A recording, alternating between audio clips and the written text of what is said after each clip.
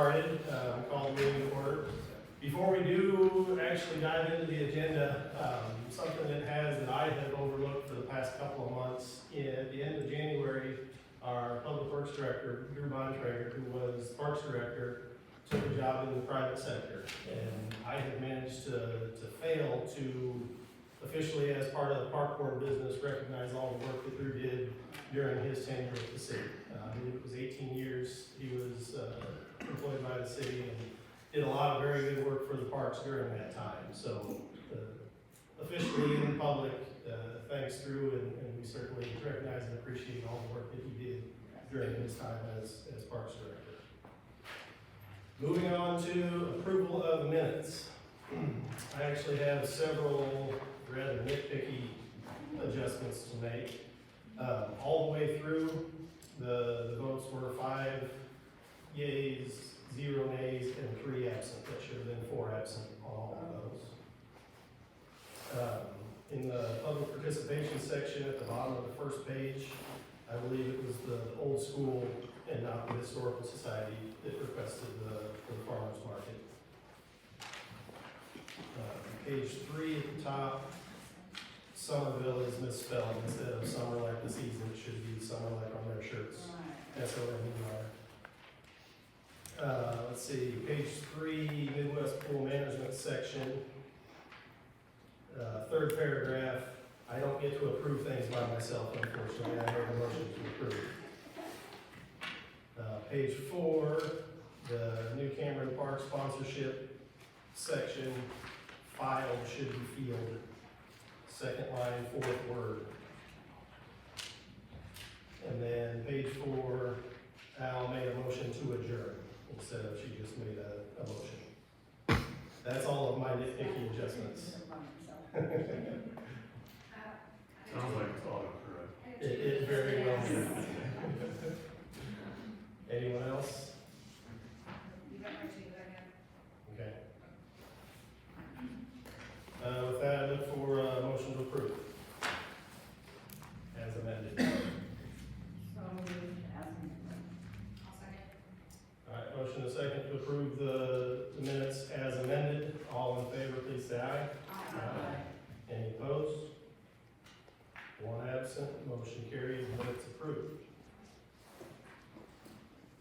Moving on to public participation, we have one actually on the agenda, Michael Williams. You are ready. Greetings, Park Board and attendees. My name is Michael Williams. I'm local, and I want to present to the Park Board some observations that I made regarding.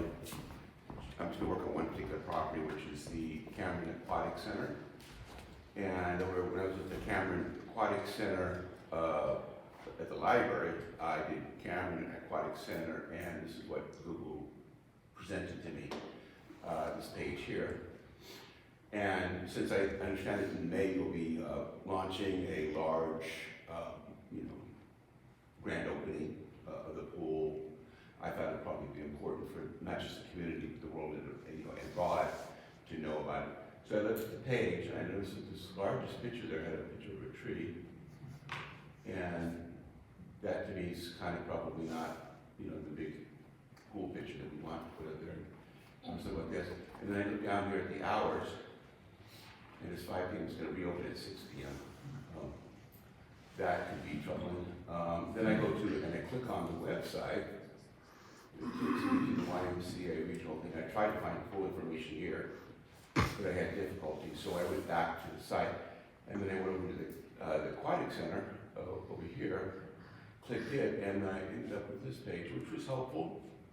A little light in photographs and information, but still there. And it did tell me that the pool was under construction, so, Google was wrong. And we need to correct them on that. But I noticed also that we didn't have any kind of ratings from, participants, and or no pin on the map here. So if you happen to be out of town. So then I went and did a search of Cameron Aquatic Center near, I went to the Facebook page. And I saw, There's no real events listing thing here where, if people like the Cameron Aquatic Center on their Facebook, then they will get posts on upcoming events, and there's no tab for that, so, and no post, and a bunch of other things. So I then did a search in pools and aquatic centers near me. So I got the same picture that I got before, and the same YMCA website, the same hours, but then I got all of this other stuff, other websites from other cities, but not the Cameron Facebook or city site. And I actually was doing the search at the Cameron Library. And the way Google works is there's 23 Camerons in the United States. So you could have just as well sent me to Cameron, Texas, where they have an aquatic center. In this case, nothing showed up. So what I might suggest, also I did some other searches through some other sites that maybe tourists might use on a hot August day when they want to get their cars out of the RV and into a pool and find out the hospitality of Cameron. You might use TripAdvisor or Yelp. And I typed in pool for aquatic center near me and no pool. And the closest one was like Liberty and whatnot. And that's easy correctable. So what I'm suggesting is that perhaps we might be able to cure some of these, these hidden gem situations and let people know that 5 to 6 million, that Cameron loves the community so much that they spent $5 to $6 million on a brand new pool. That's something to be proud of. And also get the media and other people out here and have an active pool. I read some of the reviews of the pool, and some of them said, it's a really nice pool, but hardly anybody there. I think it was about a year ago or something like that. We want to prevent that because you have fixed costs when running a pool, your staff, equipment, your utilities. The more people that come in there, the more it, pays back the bond and makes the pool a fun place to be. Everybody's having fun. So I would probably suggest on the city side that you might want to add the Facebook, your Instagram. And Instagram, I would probably do like a playlist where everybody that's safe for taking a photograph and does a hashtag Cameron Pool, that would show up in that playlist, so to speak. Also, the YouTube playlist, you can make a YouTube playlist for the aquatic park, and then anybody that takes a photograph or TikTok, you can make a playlist specifically for the pool and not the soccer field, not the other things. So you basically, and then you put a pin on here and add some more good photographs since you got, brand new pool, any other kind of information like that. When I worked in the cities for 36 years doing special events, large and small, all across the western United States and some states around the United States as well, amusement rides and special events and Grammy parties, things like that. When I go to the annual conference, the park conference in California, they had a large trade show, and one of the tracks was education during the summertime for young kids, because after kids get out of school in the spring, there's a summer slouch. And what they've discovered in the parks is if they add some educational content during the summertime, it doesn't have to be robust or anything like that, just to keep their kids active in various different types of things, then there's not as much of a slump for the fall when they re-hitch into their school system. So they've been incorporating a lot of different types of educational things, and they're not under the same, requirements as an education system is. You don't have to worry about curriculum so much, or rubrics and hitting everything, testing for, preparing for a test. So it can be fun and entertaining. So these are the types of courses around the pool, and then, the regular sports area that I might suggest, and that would be like, aquatic safety, CPR training, keeping kids from being in water safety, CPR and nutrition certification, scuba and PADA, because you can do that in the pool. And then when you do open dive, I have a PADI license to dive. Referee training, aquatic center, park maintenance. I don't want to get to disrepair in the future. So you have the contractor provide you the maintenance, and you videotape that and put that into a playlist for the park people, their maintenance, the pool, and special events training, meetings, stuff like that. So it would look something perhaps like edX, which is Harvard MIT's learning platform, which would be completely free to the community. and they just log in, want to check up on, you can even offer underwater basket weaving if you wanted to, just to be funny.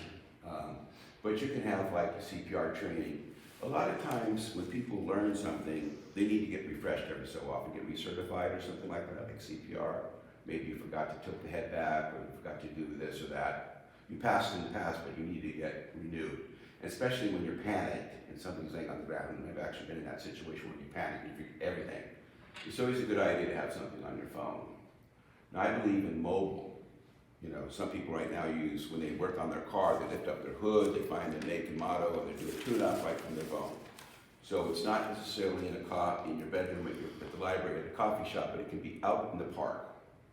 So mobile education is probably where it's community-based, where you include the schools, you include the home, you include the services of the park and the other city things. So, what happened? Okay, so it may take a moment to load. If it doesn't load, I'll go to the next one. This might be like a lecture on how to do a body shape, so that when you go from your diving board, learn how not to make any ripples. And all they do is they learn these types of things. Beginning divers all the way to intermediate, advanced divers. That's an example of what a course might be. Or even fun dives like cannonball or captain, pirate dive. Then you can also, for the education, entertainment. The hollow shape, flat palm, with your palm in the water. So you can see the coach is teaching that. This is something you might give to kids, like a puzzle, like like you say, okay, is this physically possible, right? So we find the janitor to throw out the water, put the kids in and get a blower, and then we see if that works. Right? That's some of the stuff to keep physics and math, and is that a possibility? Is there such a thing as, So in summation, the suggestions towards maximizing parks and patron experiences, we developed an update internet presence, and not just update, but also reach out to all the other places that Google reaches, and crawls to make sure that they don't show up at 6 p.m. right now to a 50 pool. Easy to use for staff and patrons. So the problem with web development many times is, developer develops and the staff doesn't know how to update stuff. And so it's there 20, last time it was done, it was 10 years ago. Whereas if you use Facebook and teach people how to do event posts, then you can basically have, very little overhead, but you also have a course on, maybe a couple more tricky things that they like to do. Education programs for staff and community, which I briefly mentioned: skydiving, water safety, park maintenance, and pool maintenance. And then, of course, summer educational enrichment programs, event promotions, providing a welcome visitor experience. This is my background of 36 years running a special events company, training staff and entertainers, marketing, managing, and planning city events, film and production, corporate and private events. 25 years of search engine optimization, web development, and engineering, and 12 years of mobile education developing programs and courses used with creative spaces. Creative space might be the pool, it might be the community center, it might be the soccer field, or maybe even, for instance, your skateboard and skate park, learning how to do all those kind of things and have community events out there. Currently working in aspirational support, Cameron Makerspace, which I bought the building across the way here, and educational innovation and smart things. There's my contact information. If there's any other questions, I might be able to answer. Any questions first off? Well, thank you very much. I know as far as the web presence and search engine optimization, all of that, that's a recognized deficiency that I've heard tossed around quite a few times. Diving into the educational content, I don't know just how much staff capacity we have to do that internally right now. It would certainly be wonderful to be able to do that, but it comes down to staffing capacity. And that's why I was encouraged to come down here, is because with mobile education, the people don't need to teach the course, they just need to be the mentor. If they if they've done a breaststroke in the past, they can watch a young person, just watch the YouTube video at home or on the poolside, and then they can do the breaststroke, and the staff person who knows how to swim or has lifeguards certification can say, oh, well, you might want to try, a little bit of encouragement. I like the word online distance remote learning because they do that in separate spaces, but with mobile, you can be in the greatest space and you can be amongst people that could mentor you. They don't necessarily have to be PhDs. They could just be people with prior experience. 50 years ago, they were diving champions or something like that. So, but you don't need staff for that so much. You just basically, you're the guide on the side, you're the champion, you're the protector of aspirations. You're not necessarily required to teach, which is the beauty of this. Well, appreciate the presentation. I would say keep in contact with Steve Gar and see if there's room for development that fits into the budgets that we've got. Thanks. Thank you very much. Any other public participation not directly related to the park name? Yeah, back here. We'll get to the park name. Hi, my name's Kelly Bertram, and we live right next to the new park that you guys are coming up with a name for. We're between the highway department and the park, so the park will be to the east of us and to the north of us. And we've been there for 25 years, and the water line that went in real slow, partly weather related, and there were many times we couldn't get in our driveway, leave, come, because they were parked there. And we talked to the contractor some, and they said they were willing to work with us. But then they cut across 8th Street, and that's our only in and out. And we didn't have any advance notice. We were shut down for multiple hours. And we had a contractor coming, and we tried to encourage him if he thought he could cut through Silver's veneer, but it had been defrosting, and he got his vehicle stuck. And we were able to get him in, and my wife had an appointment, and she cut across the back of what was Barry's building supply.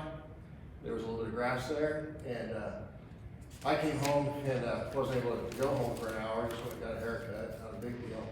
But we had already talked to the city manager, and my wife had made numerous phone calls and talked to the contractor about needing accessibility. And then they shut us down for, 4 or 5 hours without any advance notice. And due to the road conditions, dirt conditions, it really wasn't doable to cut through silver veneer. And so we're trying to avoid that. And then we haven't had our mail delivered, 3 times, 4 times, 5 times, because they can't get in. Now I know that water line's in, so we shouldn't have that problem now. And then when they put the water line under the end of our drive stump, and then we've worked with them on it and called them, they've got more gravel there. But a couple people leaving our driveway dropped a tire, and it sunk again now due to that. And then they replaced our mailbox, but it's not sufficiently built up, so you can't pull up to get your mail. And so that's an issue. And I know they'll work with us and stuff. Our road, 8th Street, it's dirt. There's like a little bit of gravel on one side. Every time we go in or out right now, because of all the moisture, we're just slinging mud. And then the main thing, well, I was curious about your plans for a fence on the east side of our property and the north side of our property. But we have a daughter who's getting married, and she and my wife ganged up on me and decided to have it on our property. And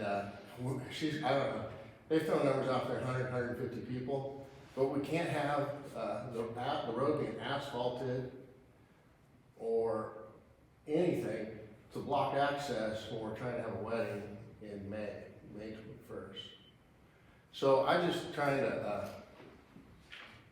just looking for some allies so that we can access our house and get into town, get out, And mostly I want to make sure that when we have family and friends coming to celebrate, that we can actually have a wedding on our property and facilitate people coming in and out, ingress.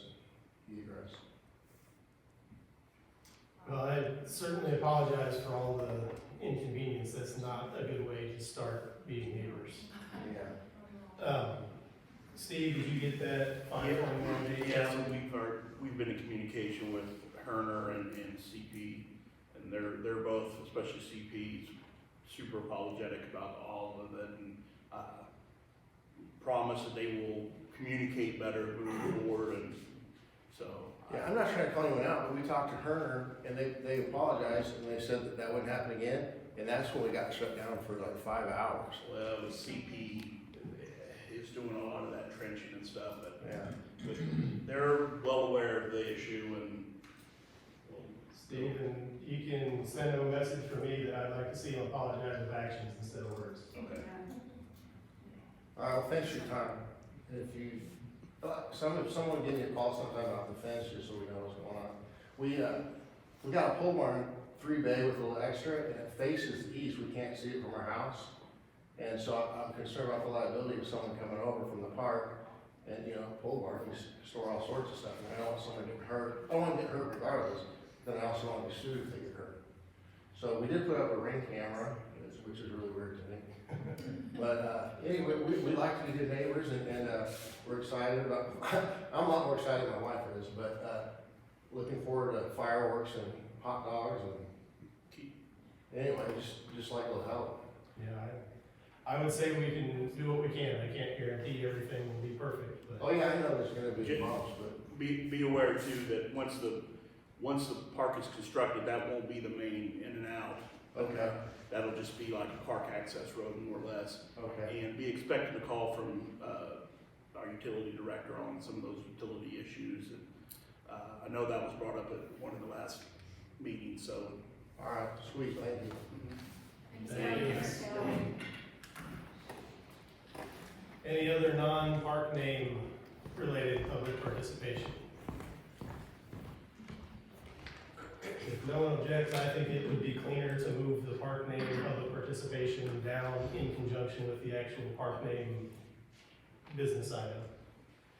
Is that agreeable to everyone out there? Does anyone have to leave immediately? Okay, with no objection, we will shift remaining public participation down to community park naming under unfinished business. Okay, moving on, financial report. Carmen, I believe that's you.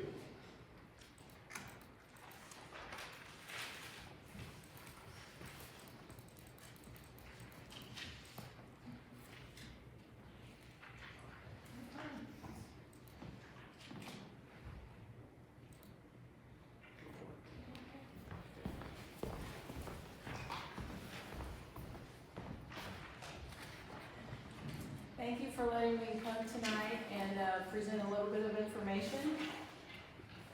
So this first page on the screen, this is a breakdown worksheet that we have developed for everyone's benefit, and most importantly, your benefit, to know where we are at or what we expect the ending balances to be in the pool project.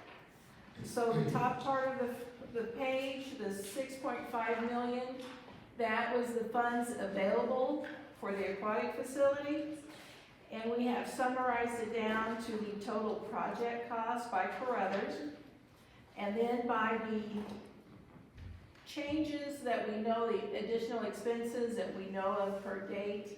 The change orders have been minimal, and Lamprey Nearsons, that's your engineering architect contract, and that's being paid out.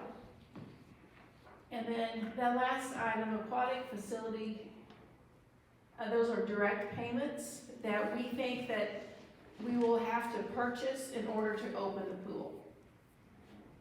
And that amount of $87,398 is open to change. You know, it will probably grow as we get more items, but that's where we're at now. And we do have room at $1.4 million to make some additional purchases if needed. And then we have a similar sheet for the park facility. And thanks, Steve. Where's mine? Where's mine? Down here? Where is it?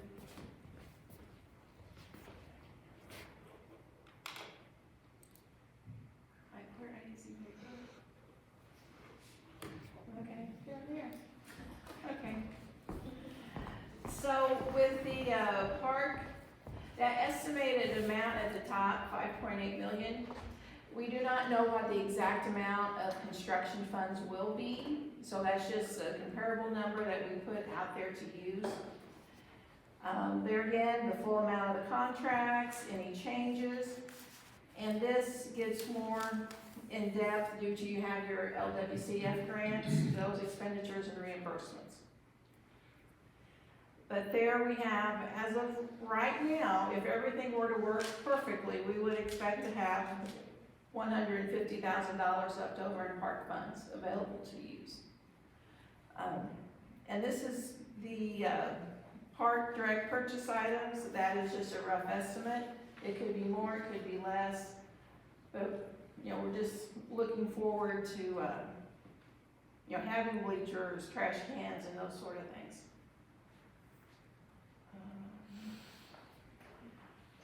I do know that Larry with Vireo is going to start processing the grant reimbursements. As those are coming up, I think here in the next 45 days, you'll be able to start submitting for quarterly reimbursements on the first project, since that was mostly mass grading. So that will be coming in thirds, and he thinks he'll have most of that project and most of that grant paperwork completed and filed by the end of the fiscal year, September 30.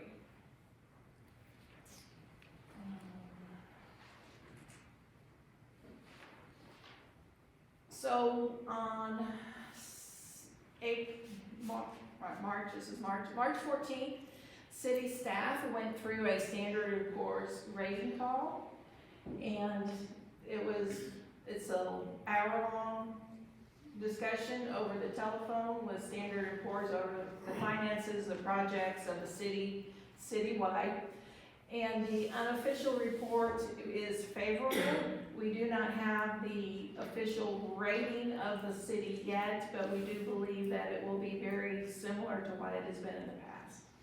They've been very complimentary of our work, but they haven't prepared the final report yet.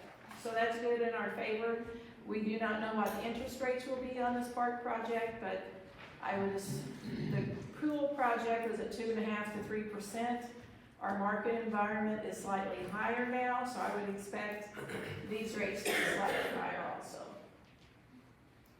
But all in process, and funds would still be available probably by the end of April. The ordinance for the for the park project went before the first reading of council on Monday. So we'll have the second reading in April the 4th. And then that way funds would be available after it goes to market at the middle of April.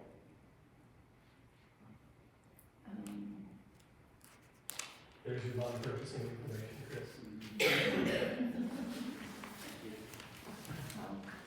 I do know that the bonds will be our working with the debt funds will be through UMB Bank out of, I think it'll probably be Kansas City.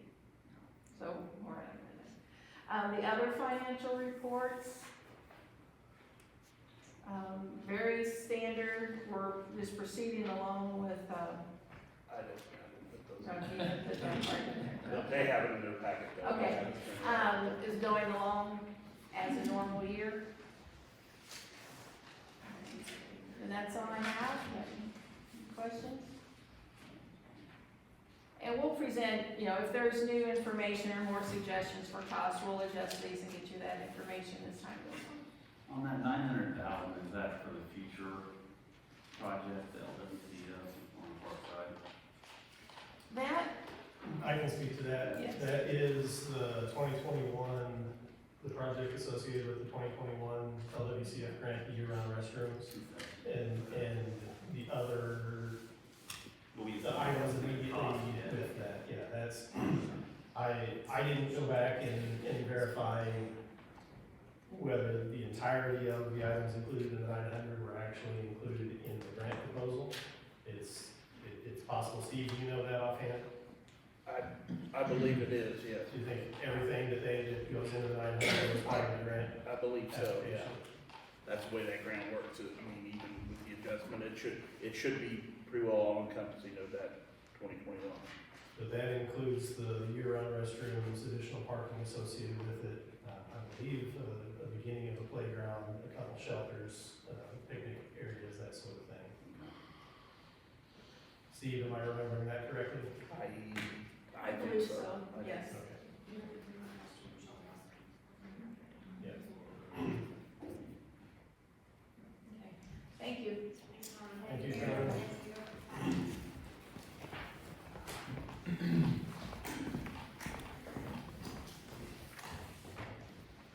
All right, unfinished business, onto the farmer's market.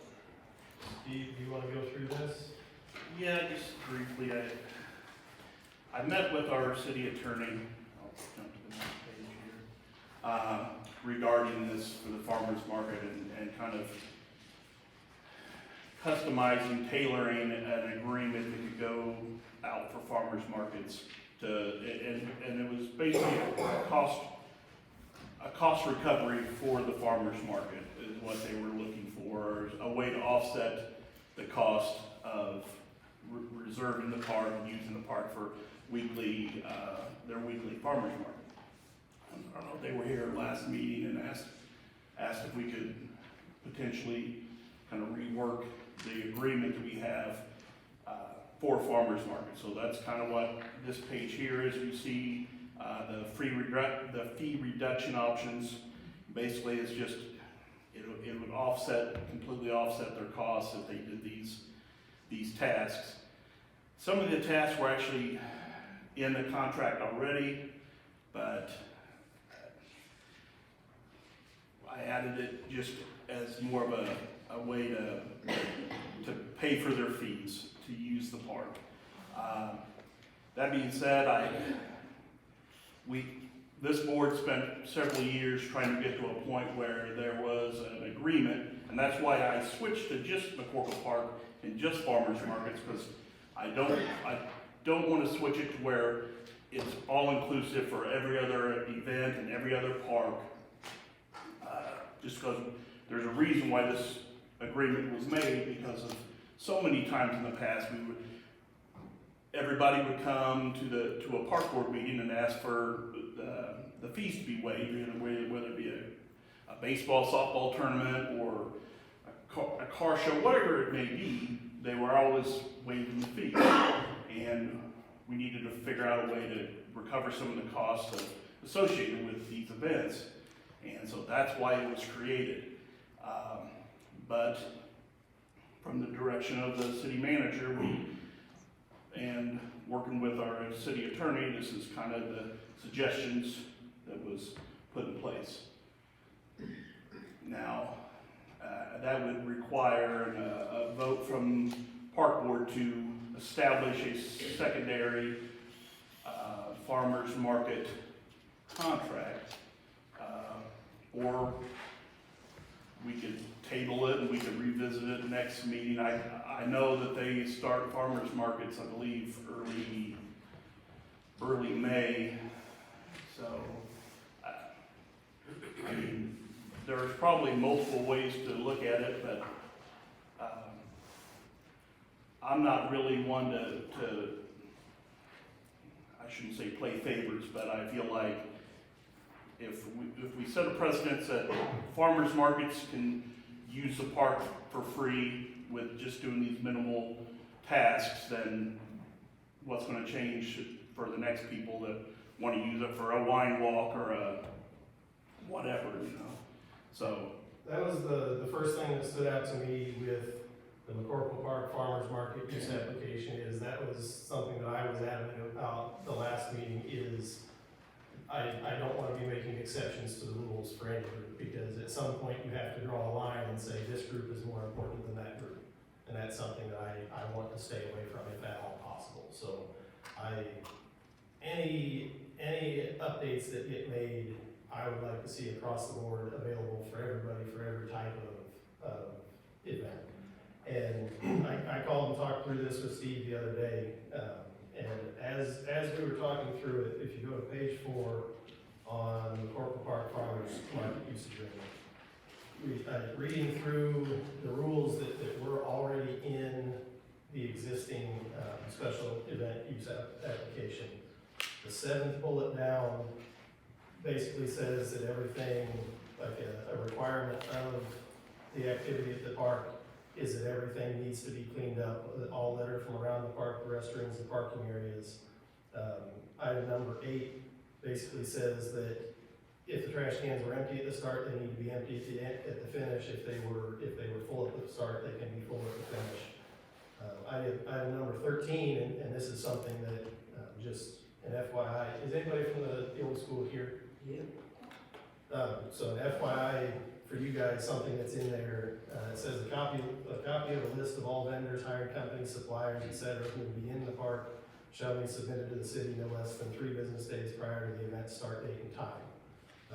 So these are things that, as we sat here last meeting, I don't know that I had ever actually read this application in detail. But as I read through it, all of these things came up. Then one last one that I would point out, the second to last item says garage sales and flea markets are not permitted in the parks. It doesn't say farmers markets. My knee-jerk reaction is the farmers market is dangerously close to a flea market. I'm not compelled to say we need to include farmers markets under that. I'm just pointing it out so people knew that that was there.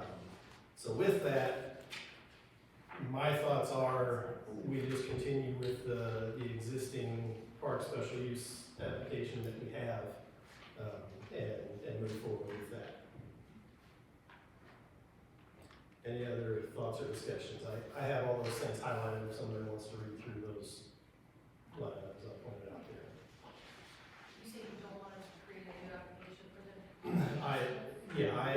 Well, number one, I would rather see us not make a special application for any one group. If we modify anything, it needs to be across the board for everybody. But then number two, going through like the cleaning up the trash, picking up litter, cleaning up the restrooms, all of that stuff is in the existing agreement. And it's my understanding that last year the fees were waived, is that correct? And I know that I wasn't a part of that, and I have no problem that was done, and I don't know that we can do that continually going forward. Well, I can tell you, and Steve mentioned it, we went through this, God knows how long, trying to come up with something that was equitable. I mean, personally, I think a lot of us didn't even want to have a use application, but we were kind of forced into doing it, for many reasons, not just because of money, but yeah, it was many reasons. So I agree with Matt. If we start making exceptions, then we just open a can of worms. I mean, every one of them are good reasons to do it, but I mean, I prefer not having it at all. But sure, we'll have to have a member of some group come in every Our single insurance time. provider, some of it's driven by our insurance as well. Right, I mean, that was one of the main reasons, that we had to do it, and I mean, we went over this for, a year. Yeah, at least. On different drafts, different attorneys, and I mean, it was a headache. So I would just hate to see us start making exceptions, because then we're just gonna be right back to where we started. As soon as we make one exception, then We either get rid of it completely, or we don't make exceptions, I mean, is the way I look at it. Do these people that do the farmer's market, do they have to have a business license? Some do and some don't. Some do, some don't. Many years ago, the Pride Committee tried to do a farmer's market, and it was in the parking lot of what is now Tub Creek, and they had to buy a business license, so I didn't know. According to Missouri statutes, if you only sell farm produce or farm goods, you're not required by state law to have a business license. So if it's only things off their farm, they don't need a business license. If they're making and selling like craft items, homemade items, they do have to have a business license. And I know this agreement is based off of a lot of what other communities have to go by, based on whatever their insurance company is and stuff. So I imagine this is something even, Kansas City with their big farmers market, Okay. I'm sure that they have. Our fees don't touch those other fees. So, I mean, it's just something in today's world, I guess, that we gotta do, but. We do have our own insurance too, and we do name the city as additional insured on it.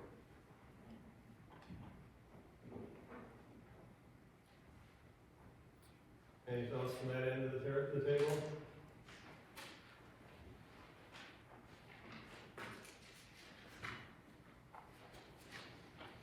Has the insurance companies changed any rules or regulations that we're aware of? Or- Not that I'm aware of on this.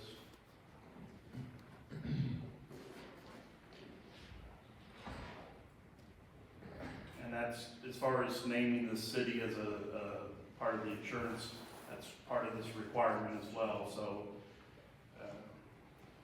it's just, unfortunately, that's kind of the world we live in now, if we're gonna, there's enough liability risk and just wear and tear on parks when you have events that, between the grass and all the excess traffic and, all that stuff adds up. Seed alone, we probably spent $3,000 last year just reseeding McCormick Park, and you can't really tell. So, there's just those costs that are associated with keeping up, yeah, so. It's not like we're trying to make money, we're just trying to recoup the cost of having the band performances and the farmers markets and the, all the different events that happen in the park, so. Why do we have a park?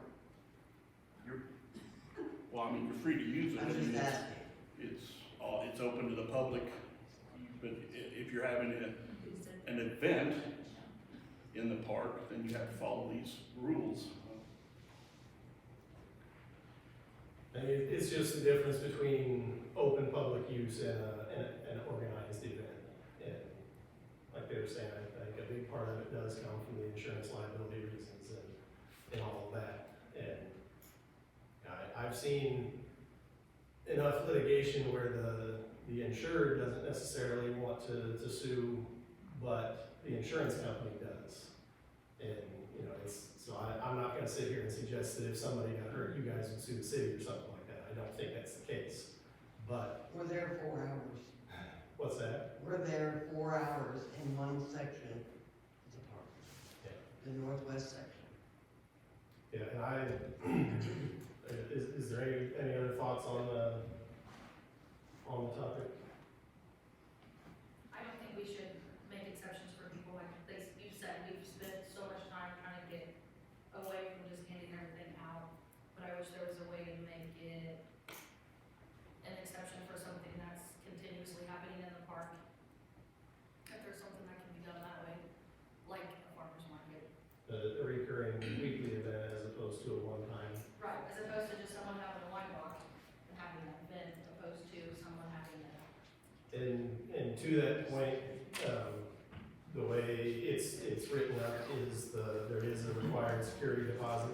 And essentially there will be one security deposit for the full season as opposed to a new deposit for every week.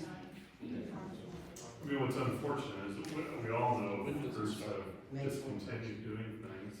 You mentioned the wine deal, that this is part of the reason. But as a board, we have an obligation to the city as far as being covered in insurance. As the requirement, we have no choice. In my opinion, like I said, I hated to even debate this for the entire year that we did it. But just had to do it. If I had my choice, it would certainly be let's do it, there wouldn't be any of this, but. We could, That's not the way it is. it doesn't start till May 21st, so we could always table this and reach back out and to our attorney again and try to get some more clarification about, something reoccurring versus a farmer's market. We don't necessarily have to there is enough time before your farmer's market starts. We'd have to get it in the April meeting, but that still gives you guys a month to right? More or less. Does anybody know like what other communities typically do? Other communities Like that, typically I'm just do the curious. use agreement that's That's what currently. the shoes agreement That's comes what from. Right, it came from, Yeah. mostly from another We community. were the dinosaur that didn't do anything. Yeah. So, We were a little behind on charging people fees for to use things. I would say that- Lathrop and Lawson does not charge at all for their farmers markets. And they're held on city property. Lathrop's actually right in the middle of town, down the middle of the street, Main Street. Right, it's not in They the close park. that block off, It's not in the park though, it's in the street. but Lawson is in the brand new, where the new splash park is and everything. I thought Boston was in the parking lot. I don't know. In the parking lot, in the Parking park, lot of the park. yes. Yeah. Here's a suggestion that I gave the city manager, that what if we close Cherry Street from 3rd to 4th? There's plenty of shade on that street, hard surface, keeps everybody out of the park other than foot traffic. We could close that every week. I know, I mean, it involved the street department and a road closure agreement, but it would leave the parks essentially out of it. Because then your people could still use the park, but just no vendors in the park. Does that make sense? That's an option that could and happen. if something like that was a possibility, we would basically only have 3 people to discuss it with. Right. As far as, hey, we're gonna close the street down for a few hours each Saturday. Right, versus a whole Make board. sure, but they've got out of use from the back, so there may not be a disagreement there, so that, yeah, that would be a possibility. Well, and really, that Cherry Street, it has all the parking plus, I don't know if it'd be a problem as far as police and EMS and things like that, but I doubt it no longer than it'd be. Plus, it keeps all your vendors on hard surface, maybe actually easier for them to get in and out. And I know as the morning, you'll be in the shade there all morning long because of the trees from the park. It might actually be better. That might be a good idea. I've even actually seen people in hot areas out in the afternoon, Yeah. and so sometimes it becomes entertainment, Right. lights and stuff. So, that would be my recommendation. That way parks don't have to change their policies. You would just have to fill out a road closure. I would bet you that's one of the reasons Lathrop has it in the middle of Main Street. That way it's cool, you're still in the shade. People, if they want to congregate in the park, that's fine. But as far as the event goes, it wouldn't be setting up in the park. So it could still, does that make sense?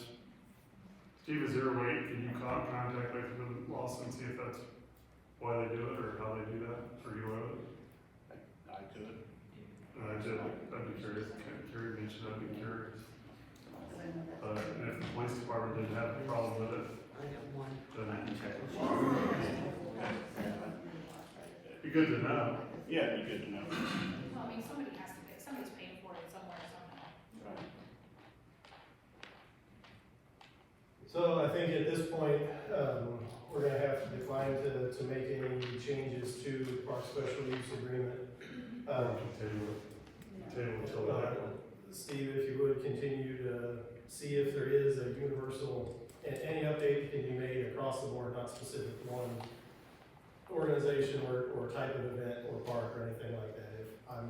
Like I said last meeting, I'm still of the same opinion. If there's a way that we can improve the policy, I want to do it. I will be vocally against anything that makes a specific policy just for one group or type of event. So it's, like I said earlier, it's not me that approves or disapproves, but I will certainly speak loudly.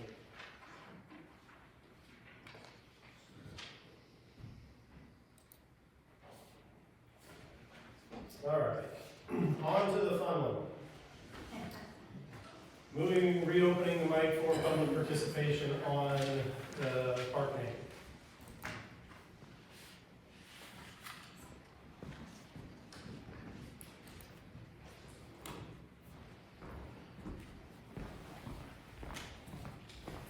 Hi, I'm Connie Lentner. I'm here representing the Cameron Historical Society.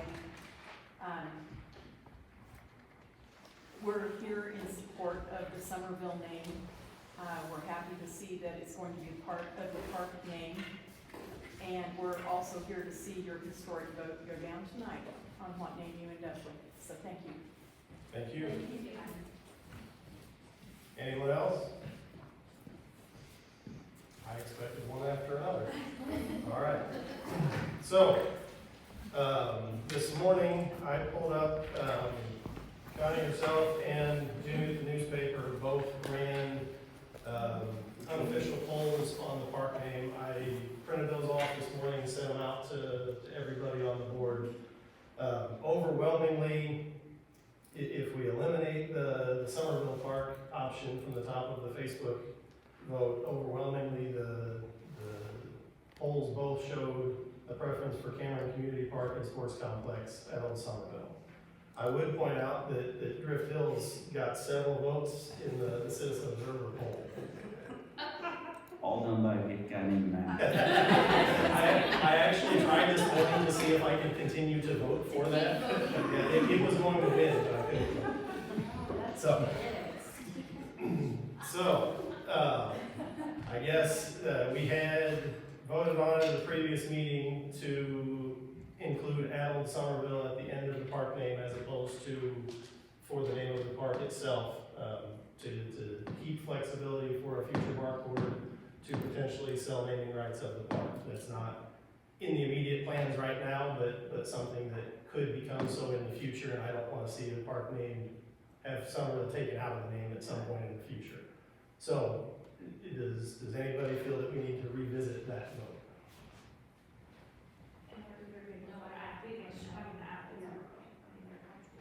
Are you asking me? Connie, you're comfortable with having the at Old Somerville, your group? I mean, I know you guys wanted Somerville as the name, but. We would have preferred that, however, our general idea is that the long, complex name that the park will have, that citizens will shorten it to what they want to call it. And more than likely, the obvious short name is going to be Somerville. Just like people say the pool park for recreation park. Sure. I have a question just basically on the sign itself. I think I asked Steve, I asked Bill. I don't remember on the cost of the sign, buying the sign itself. If we name a park with Lots of letters. 9 names, are we paying for like per letter thing, or is it how big the sign is, just the size of the sign? Because, That depends on the type of sign. If it's I mean, something how big that of a has. sign do we have to have a 9-name Billboard. billboard on our, The- on our park? So the original and the sign itself, I believe, actually got taken out of the bid package. So that needs readdressed. So essentially, we need to redesign the sign. So the original sign it had protruding individual letters. So we were gonna be paying by the letter on that concept. If it's something with graphics embedded in the sign, then it would just be a single cost across the board.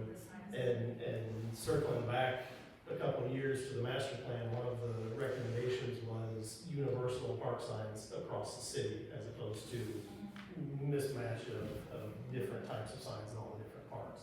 So this could potentially be the opportunity to do exactly that and incorporate the new sign at the new park The new signs. with new signs at all the parks. So the short answer is it depends. Depends on what sign you pick, because I agree with Somerville, but I also agree with the whole parks and sports complex, and I agree with all of it, but then I was thinking, that's a big sign. If we start putting everything out there, how much it's gonna cost us. Yeah, and I don't think that the cost per letter or the size of the sign itself is going to be prohibitive. Okay, I want a big sign, whether it's just on a 2 park. names, okay. Yeah.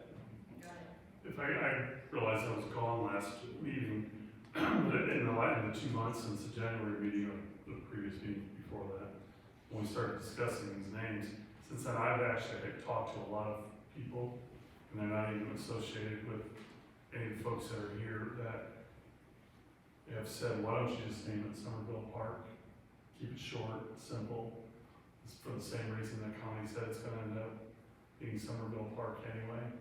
We could still have that community park and sports complex, maybe at one of the other entrances or something. but in that particular corner, just mark it as Somerville Park, refer to it as Somerville Park, In and just keep it short and sweet. the corner with Somerville, you mean? When you say Or that. at least at least on that entrance area, or, close to that south part of the park. There's only gonna be one entrance. Right, but it's still gonna be on the south side. No, it'll be the exact opposite corner of the Oh, park. okay. Well, either way, I'm just telling you, just keeping it simple, because everything we have in other towns you go to is, I may have a different opinion, but it may not be popular, but when this originally started, Somerville was brought up in the history of the entire PowerPoint. I know you saw the originals probably through Michelle Wells, Becky, whoever. But after doing a lot of the research, I'm glad we're including it in the name. But I look at it more as Cameron is what succeeded, and Somerville did not. So I look at it as Cameron ought to have a name in this park, is my thoughts on it, so. So how do we do this? We name it Drift Hills and move on. I like the history part, and I like leaving it in there, I really do, and recognizing that and everything, but like I said, I think Cameron was a success after Somerville. Cameron would have been Somerville had there not already been a Somerville platted. They couldn't reuse the name because that piece of land had been marked as Somerville. And so when they moved the town here, it had to have a new name. Okay. Interesting. We're not talking about changing the name of the Aquatic Center, or No. the park itself. No, just the new park, separate. That could be a thing if you don't mention pool or anything on it, Yeah, no, it's just where the ball field, soccer field, and all that. I was gonna say one thing though, I had a little bit of a weird kind of take on this soccer complex. And we just call it a sports complex, because you have your skateboard park, you have your basketball, you have your soccer, and you perhaps play football on the field as well. That's a different issue. That's a different other things discussion. came along after the time. When it was created, it was just. so that's just my 2 cents on this last meeting. Skate park, Like, several years, and then We didn't discuss it all last meeting, we pushed it to this meeting. So we don't have to. And part of the cost on making a sign with all that all those words, did creep into my mind. Yeah, if we're spending this much money on a park, the sign's a minute thing. But how nice it would make it, that could be an expensive sign without worrying on Well, like my personal opinion on Somerville Park versus such and such park at Old Somerville, just, if I were to come in without knowing anything about any of it, I would see at Old Somerville and recognize that is a place that's here. I wouldn't necessarily think that with Somerville Park. I never go to Platte Valley Park and think, I wonder what the history of Platte Valley is. I never go to the Heritage Park and think, I wonder what heritage they're talking about. So, in my mind, at Old Somerville actually calls more attention to Somerville the place, as opposed to just a generic name that we came up with. If we took out the AM Sports Complex. Well, we did that because of all the soccer and baseball, and it's not just, And that being said, I know that was part of the, long ago, early on in discussion about park names, there was talk of, we need to include Cameron in the name. I've done a lot of searching for other towns' parks, and you will not find a town that has their name in the park. It's just almost universally not the case. So the same can be said about sports complex. I will guarantee you, if you search for baseball fields, it'll show up when we submit it to Google. I was gonna say, when we fix our Google. When Google Maps points people there, they will find it. So I don't think that we necessarily need in sports complex in there. So if we wanted to shorten it, that would be my first place to shorten it. And then Drift Hills is certainly shorter than Cameron. Can we go back to like Chris has said too, about having Cameron in it, but a lot of parks in other towns you say don't have the town's name in it, which is absolutely true. Just very. I mean, it's Heritage Park, or it's, Lions Park in Lawson. yeah, well, there's Lions Park in Horton. You know, I there's, mean, so none of them say, some of them will say, you know, Somerville Sports Complex, or Heritage Park Sports Complex, things like that. But most of them don't have the town's name in it either. And if you look at, none of our other parks in town say anything about Cameron. It's Rec Park, it's Beaver Park, it's McCorkle Park. So, Cameron doesn't have one park, it has many parks. what's that, I'm sorry? Cameron doesn't have one park, it has many parks. Right. But most communities are like, I mean, so, I don't know. That's just my 2 cents. And a few other people's cents, but that's up to them. I can agree with taking down sports complex. Cameron Community Park. Community covers a lot of that. I mean, the Cameron community is what made it happen. And that's why I was You thinking, know, it's taking a long time and everybody's wanting this and. Yeah. I feel like we're making history now, with what's going on Yes. with all of, you know, in the whole community right now, so, it's very important to the community. Yeah. Well, if we took out just sports complex, and sports complex, and just Cameron Community Park, Old Somerville, which the votes show that leaned towards that, and I don't think it was because of sports complex. I mean, all of them on Do what? the newspaper. Is that a motion? There's still discussion, I mean, that's all that. On the citizen observer portal, all 4 options had and sports complex at Old Somerville, and the distribution on those votes is very similar to the distribution on the Facebook votes. Yeah, but they didn't have a choice of that, of course. They didn't have, no, it wasn't with or without. Yeah, just on there. Yeah, thank you, I was gonna say, could you go back to that? Which one of them? Yeah, citizen observer. I just think anything after the word park is gonna get forgotten and not said or mentioned when you mention park. So. I agree, people are not gonna say, let's go to Cameron Community Park. Let's say Yeah, you something. can community and they didn't even go that far, it's just a very, very long name. You know, people, Somerville, go over to Somerville, or Somerville Park. I will be surprised if it's called anything but the new park for quite some time. Well, that's true. The new fields. Yeah. Well, that's very true. So, does somebody want to make a motion for a single name, or shall we do everybody write down, rank your choices, and tally them all up? To see just how bad mine gets knocked out? I think we should throw the Somerville one back in there first. Okay. Option. Well, and we've got to go, so we're struggling on this. All right, I'll make a motion right now if we want a motion. that's up to you. It's up to you. Okay. I'm gonna make a motion that we name it Cameron Community Park at Old Somerville. Second. We have a motion and a second. Any discussion? Who's second? Here I am.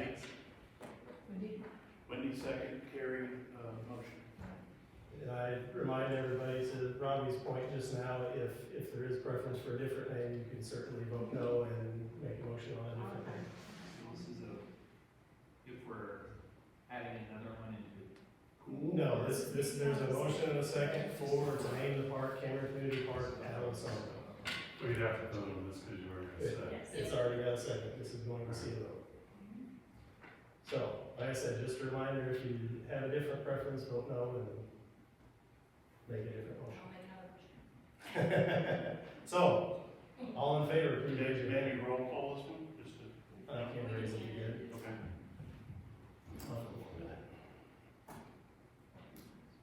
Six in favor, all opposed? 2 opposed. Motion carries, the park has a name.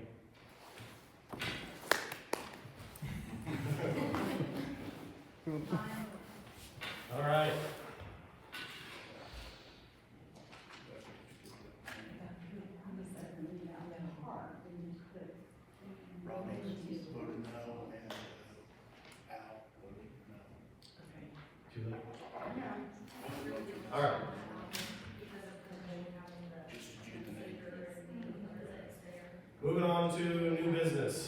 Steve, community park change order number 5. I wish it wasn't called a change order, because it's really, I mean, it came to me as a change order from Turner. But- Can I interrupt you for a second? Yeah. I'm just gonna say, thanks to the Historical Society. Absolutely. Especially the you first guys- presentation you guys ever gave, was that like 3 years ago? I don't know. It was there a long time ago. So, Yeah, thank you. Thank you. I would also say it was your involvement and suggestions that led to Adult Somerville being in there at all. That didn't come from us, that came from you. If I could just add, of all the questions we get asked at the Historical Society, the location of Somerville is probably one of the most popular. And the discussions and arguments about where it was are also very popular. So to have it included in there kind of gives life to the location where it actually was. It's something that's been discussed. I've lived here since 1970, and it has been discussed since I moved here. So having it included is, I think, is just terrific. So thank you. Very good. Thank you. Thank you. sorry to interrupt. No, you're good. I'm glad you did that.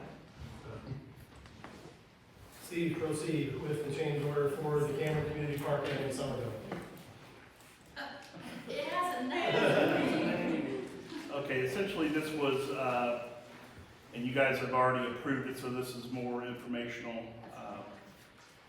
It's for the lighting for the soccer fields, this is change order. It was, and I forget which meeting, I wasn't at the meeting, you guys voted on it, but it was to add lighting for the soccer field. So this is putting another transformer close to the maintenance building, so they don't have to pull wire so far, and then getting wire so we can energize the lights at the soccer fields. Any questions, comments, discussions? Thank you, Steve. Moving on, aquatic setter pricing. Okay, this sheet is kind of my initial thoughts on the structuring of the pool passes. For one, I'd like to kind of get away from the family pass. Not that we won't have, this is a family pass, but I don't want to, without having to put a whole definition of what family is these days, and this kind of cleans it up without having to do all that. So that was actually one question I had, is Yeah. if that was intended to be related to people or what. yeah, so essentially, your first 4 group, and the price is on the next page, but your first 4 of your family could be that. If you have 5, just for an additional $60 a person. I know I didn't send that out initially that way, but that's up to 8 could be your family. And that could include, this way it could include like your babysitter or somebody not necessarily in your family, but that you're going to pay for to get in. You can include them in. Yeah, you can include that. So that was just kind of my thought on that. And actually, we won't use this form because we have a different, since I created this, we hired another organization we'll speak to later, Access Granted. These are the prices that we looked around at several different places, talked to Midwest Pool Management, looked at Chillicothe, looked at other area pools, and kind of tried to make a fair price that reflects the new aquatic center. So $9 for an adult, anybody over 18, $10 for non-residents, $6 for Can you switch those if this is the form that we keep, can we keep residents on top and non-residents on bottom? yes, Because yeah. that confused me at first. Well, and really, when people go to order these, it'll all be online, and it'll kind of depend on where they live and things like that. It'll just automatically assign. But yeah, I'll switch that around when we put this out to be seen by the public. Non-resident student versus resident students, 5 and 6. Pre-Ks $1 to get in. Senior citizens, $5. The group pass for 4 is $250. Then from 5 to 8 additional to your group, $60 per person after that. An individual pass for Cameron resident, $100. Individual pass for non-resident to 125. And your pool rental stuff is on the next slide here. I'll jump to the next slide. And this was a thought, kind of speaking with Chrissy and Chad from Midwest Pool. With our new pool, with the zero depth entry on Plan A side, where there's the floatables and zero depth and splash ground type features, you wanted to just have a little kid pool party, you could just rent that side. It'd be less staffing for them. And you can see it'd be $92 just to pay the guards and the manager and everybody for that event. So I figured $200 per hour. It seems to be a pretty fair amount. If you wanted the B side, it's the same thing. Just if you have older, high school kids or whatever, didn't want to mess with the small, you just rent the deeper water side, and for $400 you can get the whole thing. One question I have on this, is there, I guess I don't know what the target age range is on the A plan side.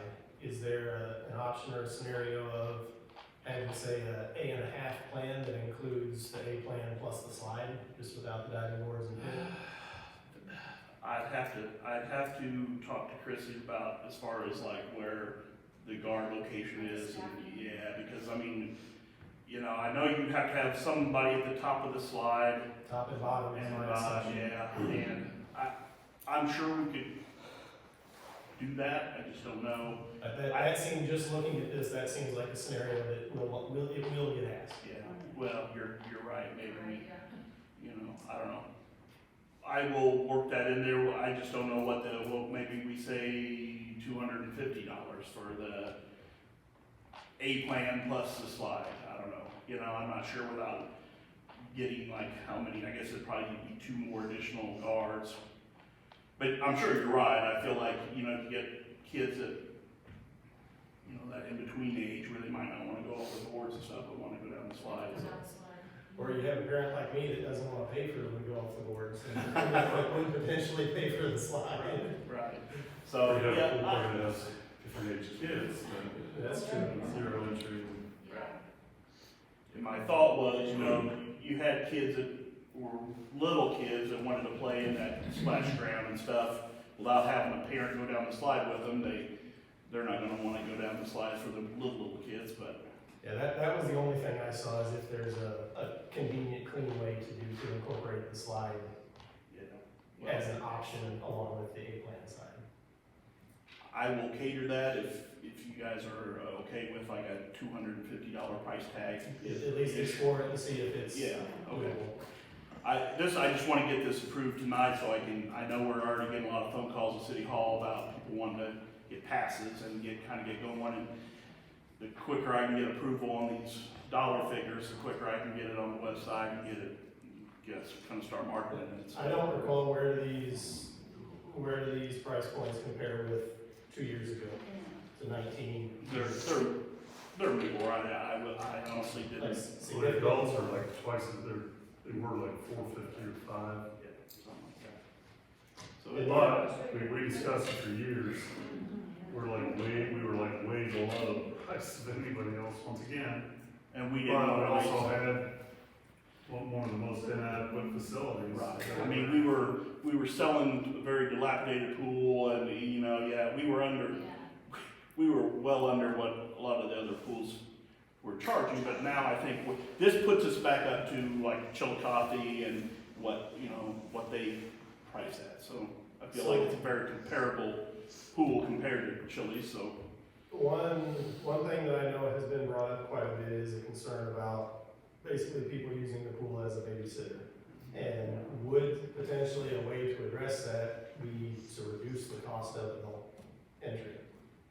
And make it easier for people to, right now, they can say, well, I'm not gonna pay $9 for myself to go in there and watch it.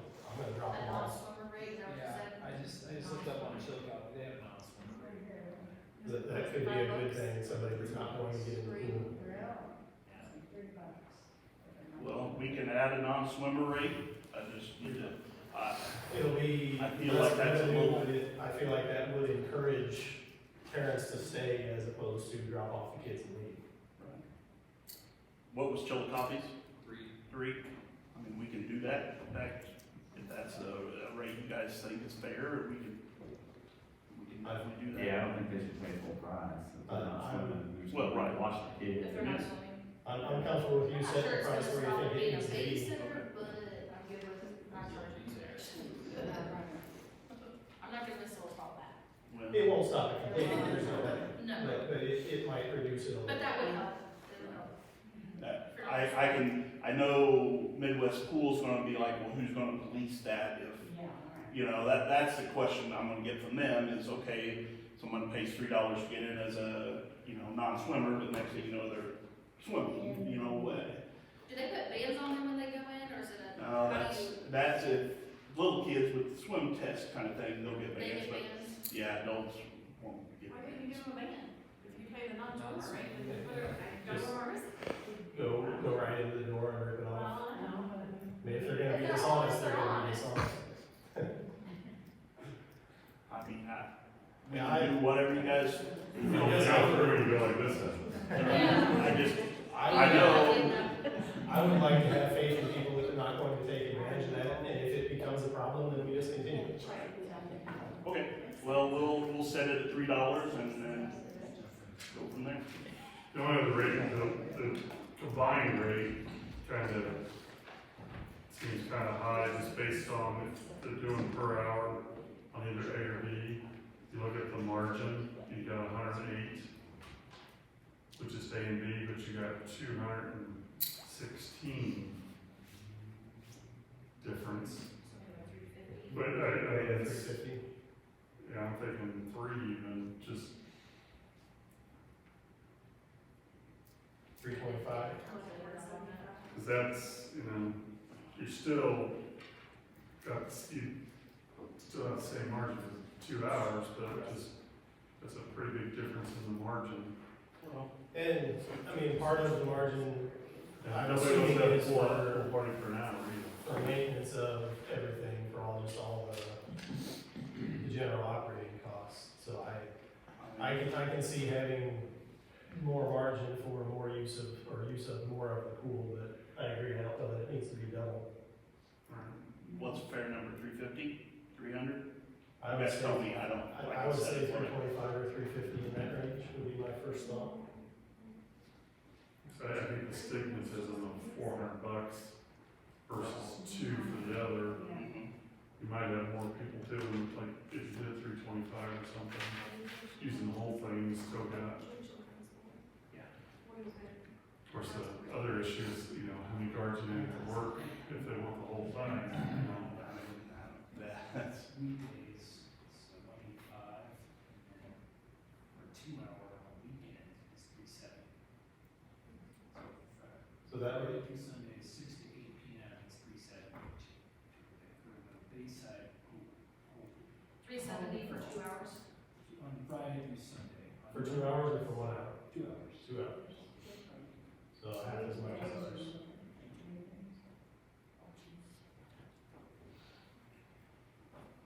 why don't we just go 300 then? 300 for the whole thing works. Especially now, when you're just, when you don't want to send people away because it's too expensive. Do we, Because you know what's gonna happen, oh, you built the pool, now you're pricing everybody out. based on that, do we need to like come down to 150 on the, or 175 on the half pool?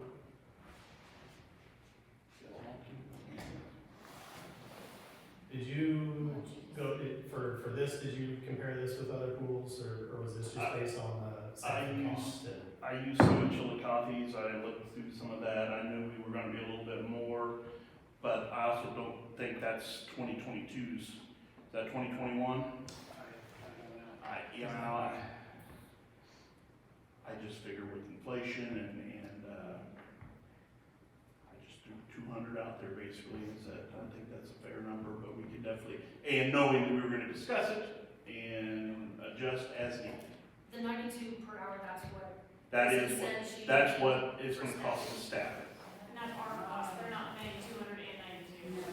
No, that's what Midwest Pool's gonna pay the guards, and that's what's gonna cost out of the salary. The salary of what we use. Yes. So I'm gonna suggest 175 for a half pool and 300 for a full pool.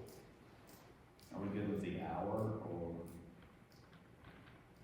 Does anybody ever do a pool party? I mean, that's the cost per hour to us. Is the 92. Is it $92?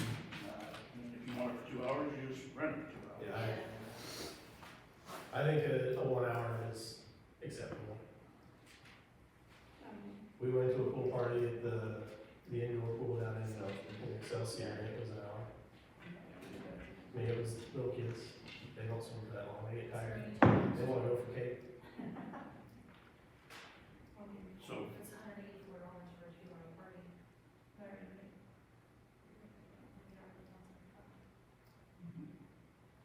We should just think based on the cost. What's it costing us? Then we do have to have a couple people, pick up.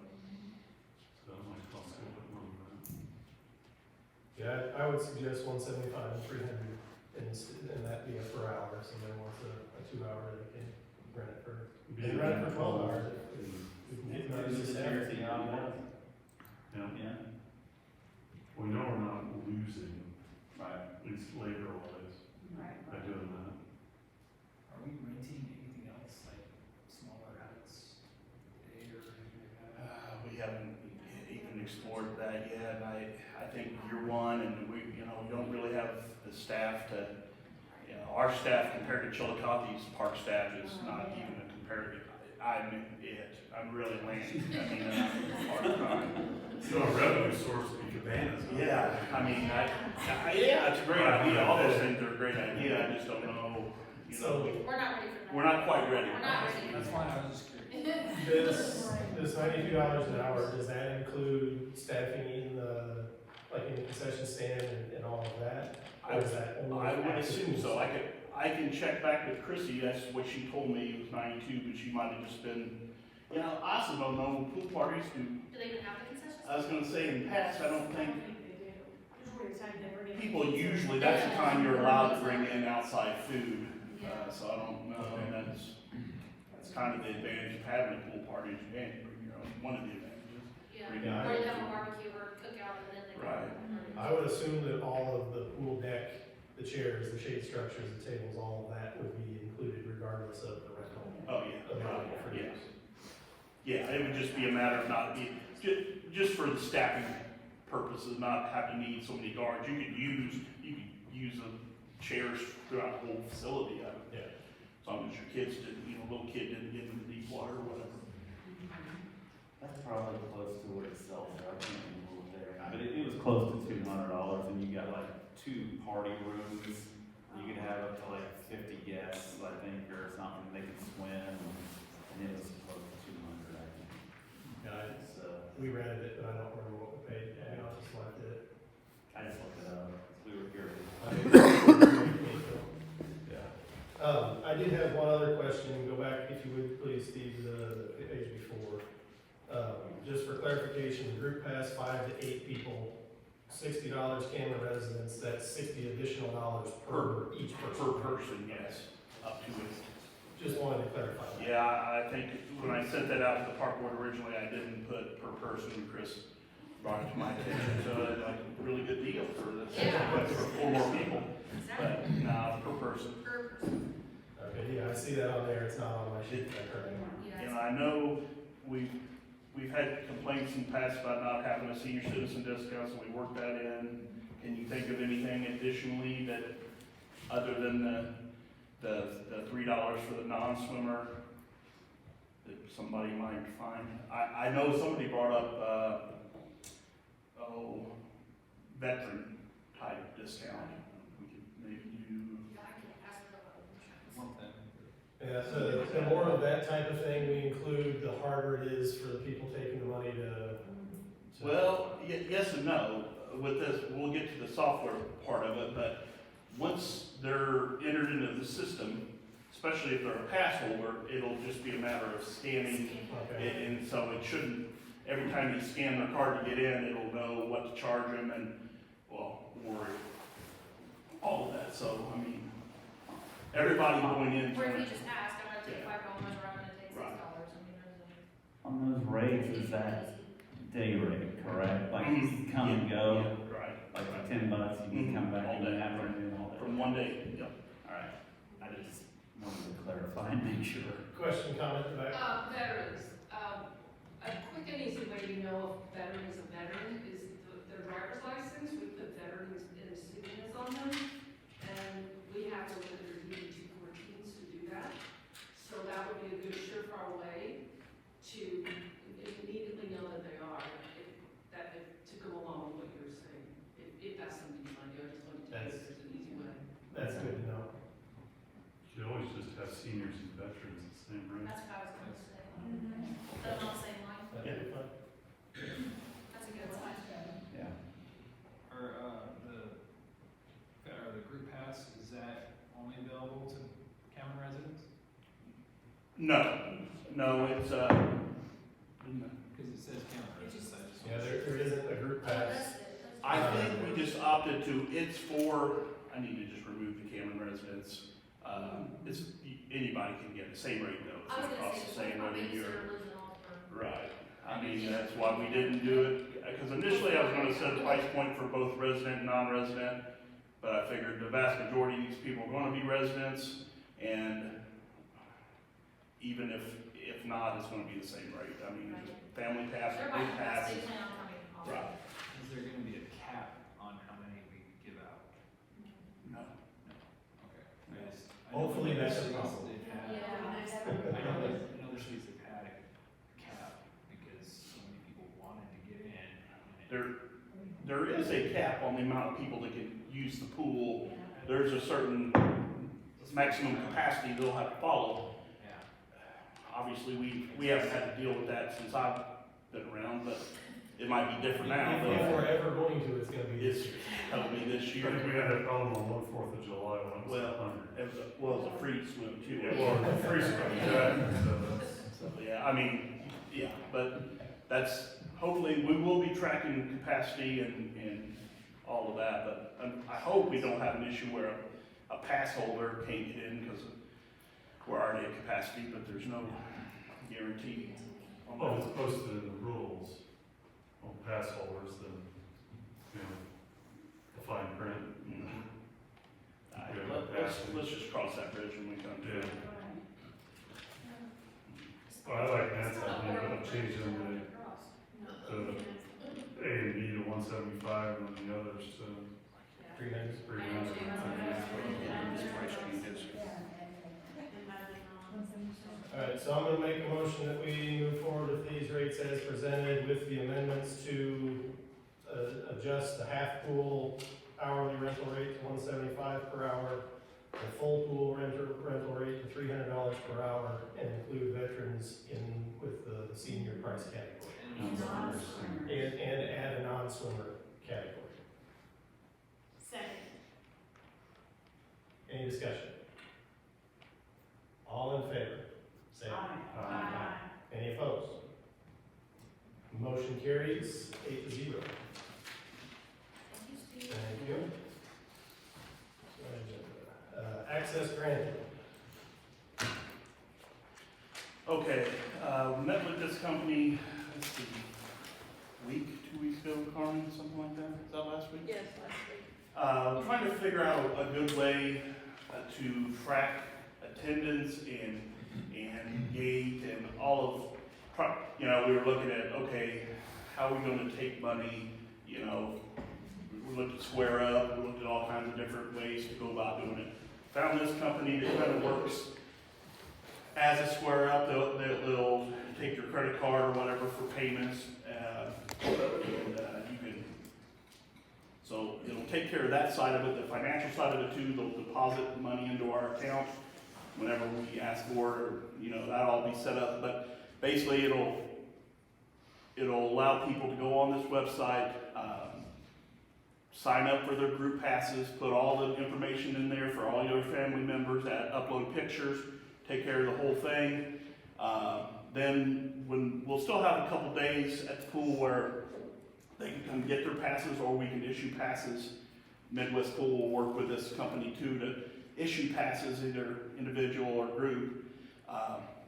Some cool features with that, I signed all of you up to be observers.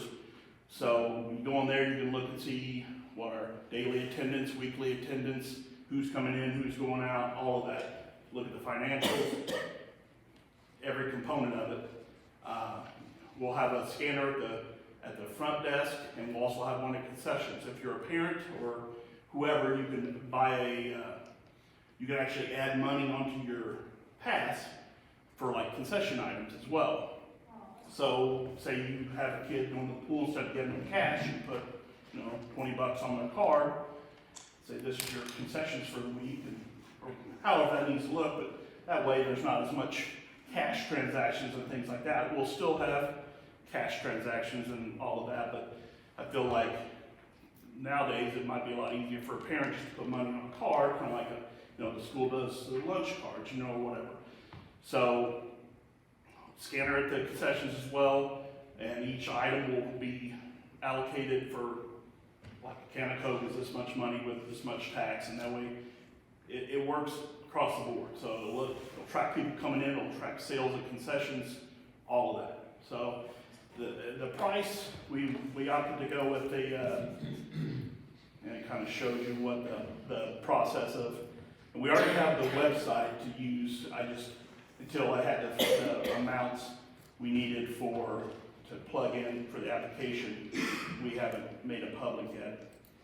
But Is that what you sent us an email the other day?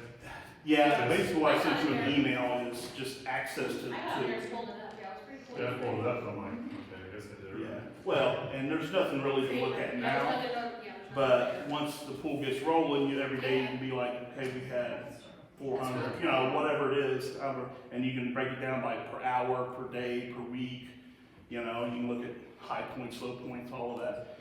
One question I have, so you've got the seasonal annual plan, I assume we did a seasonal plan? We did the annual plan just because it'll store all that information from season to season.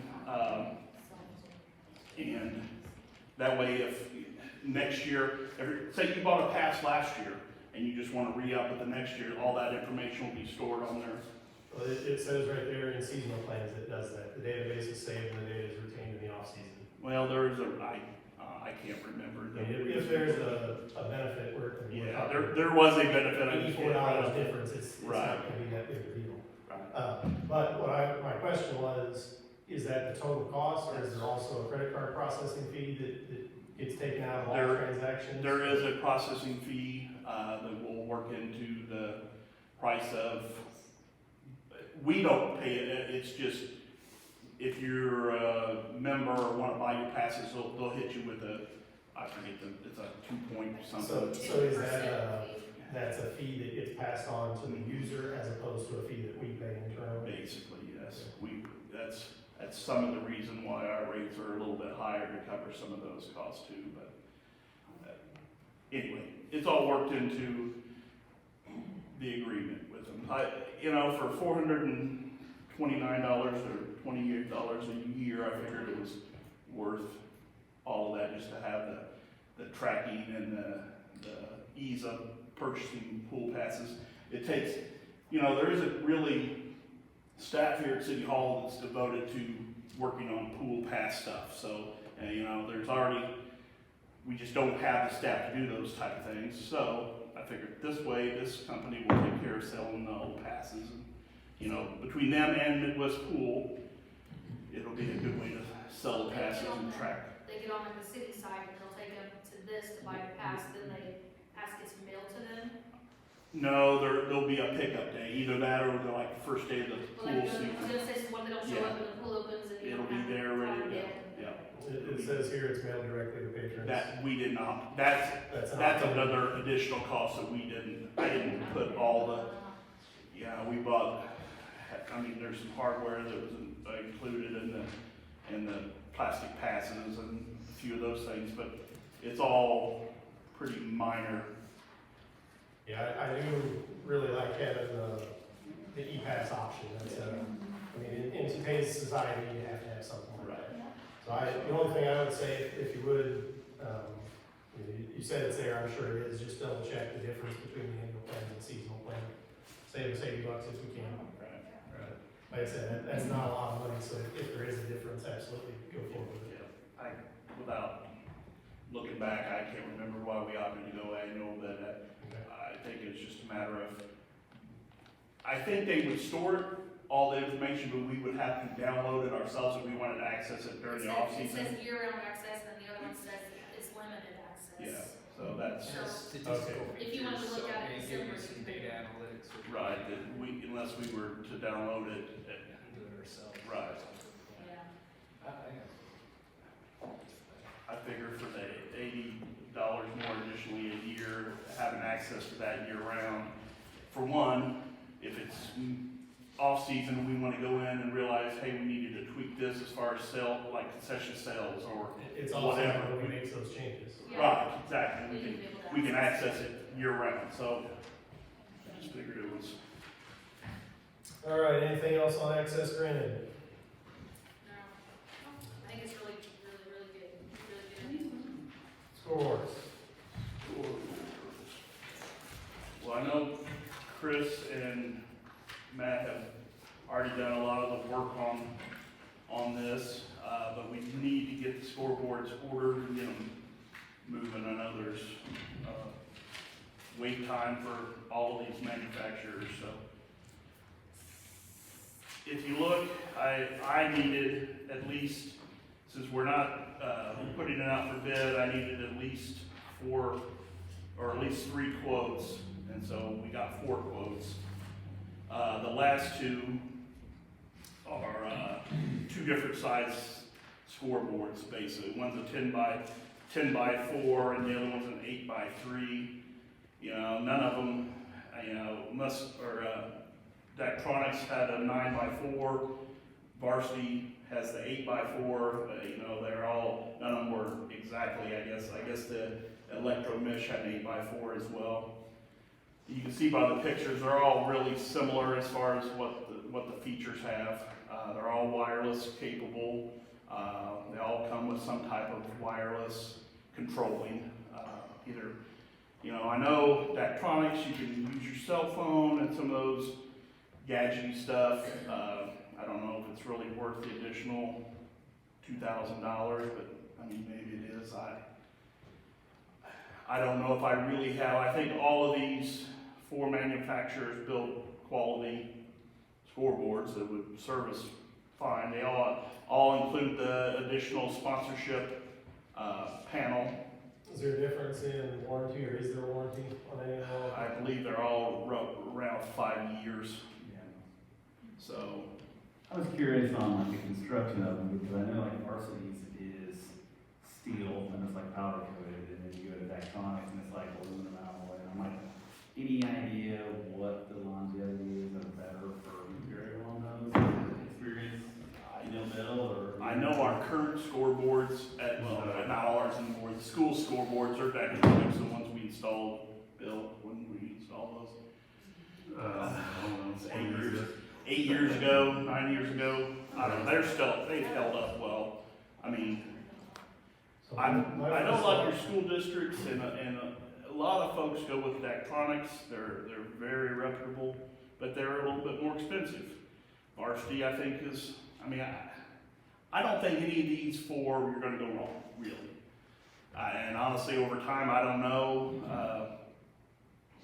if there'll be much difference on. My initial thought on the materials would be powder coated steel, as soon as you scratch that, steel's exposed to the elements and will rust, whereas aluminum alloy won't. So just based on that, I would say that the Daktronics is probably gonna be a better quality product than the Varsity, just based on that alone. I do think that Daktronic had like a raised letter too versus, so you could see it more like angles, but. It was wired, right? The price here is a wired one. No, it's wireless. On the Daktronics it is? Mm-hmm. Okay. Yeah, I guess I was thinking there was gonna be a bigger difference in prices than there are there. Did they come with wireless controls? I just see that on just the one. Yeah, no, they all, I think Daktronic actually just, you get an app It's on your just- phone. Okay, it's just with it. Yeah. So Chris, you've done by far the most research on this. Did you have preference or recommendations or thoughts? No, my thing, I mean, that was my main thing, because it looked like when I looked at the Daktronics quote, I thought it looked like it was extra to get the wireless applied. I think if you wanted to buy the wireless, what was it? An actual dedicated controller? Yeah, something like that. And I didn't know what was better, I thought it Yeah. was more reliable to have a Yeah. wired one or a wireless one. I mean, a wireless one's probably more convenient. I think anymore, you will, Well, that was It's one of the better biggest problems we had with the scoreboards there, was the wiring, I mean, Yeah. within the first year, we would have to take lines up and rerun, and just, you want to go wireless anymore, that way it's independent. With the wired system, you're stuck at the spot where the wiring terminates, or with the wireless, you can, I mean, they can be in the press box, they could be at the scorer's table, they could be in the dugout playing. Yeah, those ones there, it's never horrible for a while, yeah. Is there Brand new any ones that didn't work. use for like the trumpet horn or anything like that? Is that anything necessary at all? Daktronics, part of their quote was you could add like a trumpet horn or some random, Oh, my. Yeah. yeah, I mean, extra bells and whistles if you want. I can go to Walmart and get an air horn. I just saw it on there and I was like, Baseball and softball, I don't know why you'd ever want a trumpet, I mean, maybe soccer. I don't know very many soccer teams unless they do that there. Well, right, so. if you're the home team, this is bad. I don't know. That's why I didn't include any of those, So on the upgrade for the Daktronics, it sounds like we're assuming that's a dedicated wireless panel as opposed to just an app that goes on somebody's phone. Is that accurate?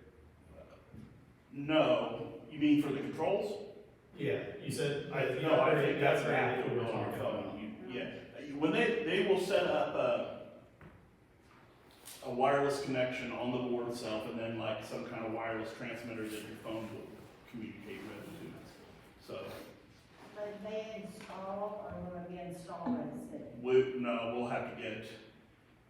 I don't know.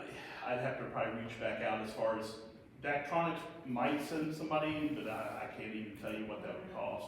Okay. I know we'll have wire pulled to that, and it probably won't be too hard to install. We can probably actually get like a local electrician to install. I know we were, when we had the Daktronic ones at the old ball fields, Yeah. a local electrician did those, so. one question, and it's not, I mean, it has a good scoreboard too, I guess, but, when we're doing this, if we end up finishing off the fences on the other two fields, would it be a good time to do 2 more scoreboards for the 2 additional fields? And so, we've already got 3 committed, donors for the first 3 fields. Would it serve us better to go ahead and do the other 2 at the same time? With the way the finances are. Depending on how all that. Right, I don't know if now's the time, I don't know if it'd be any more advantageous to do it now versus later either, honestly. Just a thought. My thoughts on the other 2 fields, and something we need to look at is, instead of doing permanent fences there, maybe you do temporary fences because if we ever host a softball tournament, we're gonna need temporary fences for the 3 fields that we currently have anyway, because they're all gonna be too big for a softball tournament. You're saying like girls fast pitch? Mm-hmm. So, that was my thought, and that way you wouldn't ever have we could leave them, I mean, they built some that are sturdy enough just to leave in the field, but, that way we can adjust them as needed. That way, if we wanted to host a fast pitch girls softball tournament, we could have it for that, or even if we wanted to go like a youth baseball, maybe we could move the 2, I don't know, my thought was just to get temporary for those 2 fields, for just the pure adjustment factor of them. We wanted to have a baseball field, we could push them out and have 3 legit sized baseball fields, or, youth baseball, we could have 5, What we've got got left, the two practice fields, one's a 300, one's a 225, and there's retention pond right beyond the fence, so we're not gonna stretch it out past 230. Well, 230 or 230. It's designed as a 225 with like 15 to 20 feet beyond the fence. well, still, Mish's fast pitch girls softball's 200, so that's what we'd have to reduce down for all of the fields if we wanted to host something like that. I just figure with the temporary, but there's still going to be a cost there, but at least they're mobile, and if we want to take them down completely to have something else up. Green space. Yeah, so. Yeah, that's a. That's not something we need to decide tonight by any means, but I think for right now, we just focus on the three scoreboards we need to finish out these 3 fields. And if we should have additional inquiries for naming sponsorships, somebody that would be interested in sponsoring a scoreboard at one of the practice fields, then I don't think we say no. No. I mean, if we have people who want that. Yeah, I mean, there's the soccer fields too. I think that's how we proceed with it, though, is we inquire if we have people wanting to sponsor a field, then that's when we use those funds to install those scoreboards at that time. Chris, did you ever, I think you were looking for like what you had seen the difference in cost wired versus wireless? Is that what you were looking for? Yeah, I was just wanting to make sure that the electronics was wireless on it, because I think the varsity was stated that it was. But, Did you ever find that? No, it just said receiver included, I think. Okay. Receiver, base station, kit, and controller kit. Is the controller kit included? It says controller kit, charger case, and inserts included for electronics. Okay. Well, it sounds like it's wireless, and it's not charging. All these quotes are controller wireless. itself. Yeah, I was gonna say, in today's world, I can't imagine that. Yeah, I just want to make sure that one was. That was the only one that I didn't see it spelled out, I guess, so. Then my thought would be move forward with electronics as planned based on that. Is that a choice, the color? Yes. I didn't prepare anything to choose a color, but what would you like? I'm just not a fan of those green ones.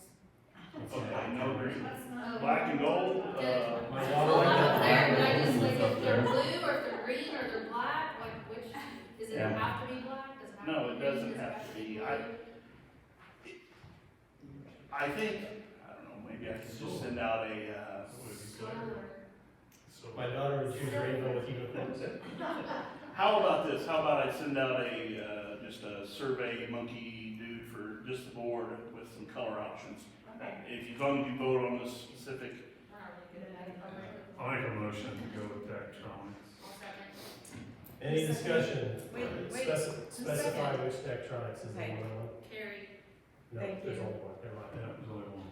there was only $12,076. there was only one. Any discussion? We've got a motion and second to move forward with electronics. All in favor, please say aye. Aye. Any opposed? Thank you very much. That concludes new business. I do have one thing for miscellaneous myself. Here several months ago, when new members joined, I was rather pushy, I guess, to say the least, on we need to include them on the commemorative signs for the park and the pool. I'm gonna do the same, that we need to include Steve on there for the work that he's doing, closing these out. Has that been, where's that at? Has it been like, in order? I don't know, if they have, they need to do it, is my opinion. I agree with Chris. You know what we're talking about? I do know what you're talking about, but I don't think anything's been ordered yet. Maybe the pool, but I don't believe so. I don't think anything's been ordered. I was gonna say, I They have been ordered? Yeah. I'm not sure. Okay. So yeah, Check in on that. is that? So if they have, they make different color duct tape. Yeah. So I'm gonna make a motion that we revise those signs to include our acting parks director on the commemorative signs for both the park and the pool. I'll second. I was gonna say, do you have to make a motion? Any discussion? We voted on it last time, so Okay, wait, I need, who motioned? Matt? And Wait. Okay. Any discussion? All in favor, say aye. Aye. Any opposed? Motion carries. I have one more miscellaneous if nobody else does. Go ahead. Soccer fields, do you know if we can get anybody to like repair some of the soccer goals over there? Some of them, like the welds were broke and there's no stakes, like, I know some of the practices we had like, one of the goals like falling over, like the wind kept blowing it over and it's like it hit somebody. We do have stakes for them all, we just, the problem is they get moved all the time. Right. So, and then the stakes get left where they were. I think we're hosting like April 9th that weekend, and it'd be nice to have some of them, like say, when you go to move them, like the welds on the base, and they're all broke. And I know those things are aluminum, so I'm like, One of the wheels is missing on one of them. he's got a list. Okay, yeah, just give me your list, and, yeah, we'll do what we can. I mean, unfortunately, I have Lanny Wake, that's it. So, and he works 29.5 hours a week. Or if you can give us numbers, I'm gonna help. Well, right. Just before that date, I guess, you know. If it's a weld thing, I'll see if our local welder can maybe he can go there and I don't weld know it. any well. There's just one big goal that there are two spots that were completely broken. I don't think she probably use it at all. And then one that had a missing wheel, so that was gonna be hard to move around. And then on the newer goals, both nets were kind of shabby. What's the deal with that one goal that's like bent, it's like laying over? Yeah, that's Is the that- one that's broken. Oh, okay. All those full-size ones were actually donated by the school district, so maybe we reach back out to them and see if they'll repair them for us as well. Just kidding. Yeah. I just said, I told him I would mention it, but we got a list of kind of some of the stuff too. The Asper gets what the Asper asks. I think especially, and I mean, this, most likely we should be using the stakes every time they get put in place, but especially, I mean, I didn't see it when it happened, but Chris said that a goal repeatedly got blown over. If that lands on a kid's head, that's not gonna be good. Yeah. I just wish, we have multiple people using the fields and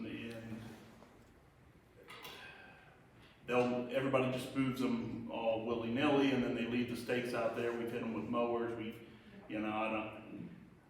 It's hard to, without having a map of knowing exactly where we're gonna leave them.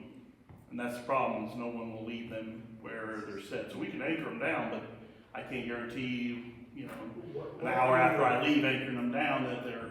What do the stakes look like? Are they just like? It depends on the unit. The two newer ones have actual just stakes that drive down through the base. So what I'm thinking is, as part of bringing a welder in, could we potentially add like a 6-inch piece of pipe to the back corner of the upright, to where you take the stakes out of the ground and it's a storage spot for the stake?